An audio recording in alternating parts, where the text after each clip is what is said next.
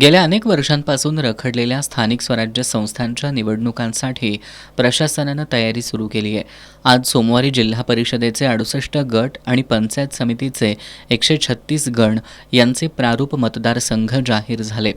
नव्या प्रारूप आराखड्यामध्ये मात्र करवीर आणि कागल तालुक्यात जिल्हा परिषदेसाठी प्रत्येकी 1 तर पंचायत समितीसाठी प्रत्येकी 2 मतदारसंघ वाढलेत.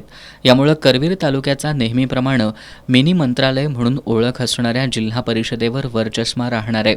कागलसह आजरा, चंदगड, हातकणंगले, शिरोळ तालुक्यातील मतदारसंघात फेरबदल झालेत. यामधील गावांची उलथापालथ लक्षात घेता कोणती गावं कुणाच्या फेवरमध्ये आहेत हे येणाऱ्या काही दिवसातच स्पष्ट होईल. त्याचबरोबर उर्वरित 4 तालुक्यात मतदारसंघांची रचना पूर्वीप्रमाणेच राहणार आहे.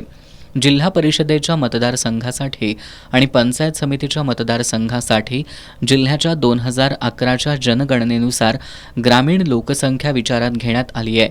जिल्ह्याची एकूण लोकसंख्या 38,76,000 आहे, ज्यापैकी 12,30,009 शहरी आणि 26,45,992 ग्रामीण भागात राहतात.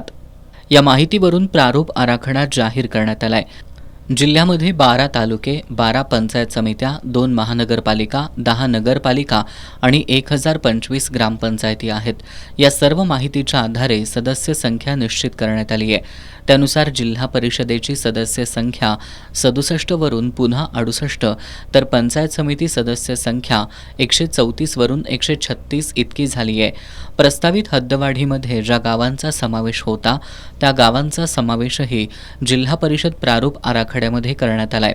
भौगोलिक रचनेचा तसंच नव्यानं निर्माण झालेल्या नगरपंचायतींचा विचार करता कागल आणि करवीर तालुक्यात दोन्ही मतदारसंघांची संख्या प्रत्येकी 1 गट आणि 2 गणानं वाढली आहे.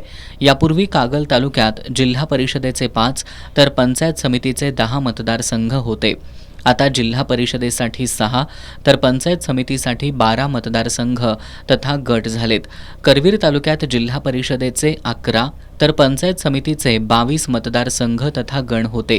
ते आता नव्या रचनेत जिल्हा परिषदेचे 12 तर पंचायत समितीचे 24 मतदारसंघ झालेत. दरम्यान यावर हरकती स्वीकारण्यास सुरुवात झाली आहे. या हरकतींची विभागीय आयुक्तांकडे सुनावणी होईल. त्यानंतर हा प्रस्ताव पुन्हा जिल्हाधिकाऱ्यांकडे येईल आणि 18 ऑगस्टला जिल्हाधिकारी हा प्रारूप रचना प्रस्ताव अंतिम मान्यतेसाठी राज्य निवडणूक आयोगाला सादर करतील.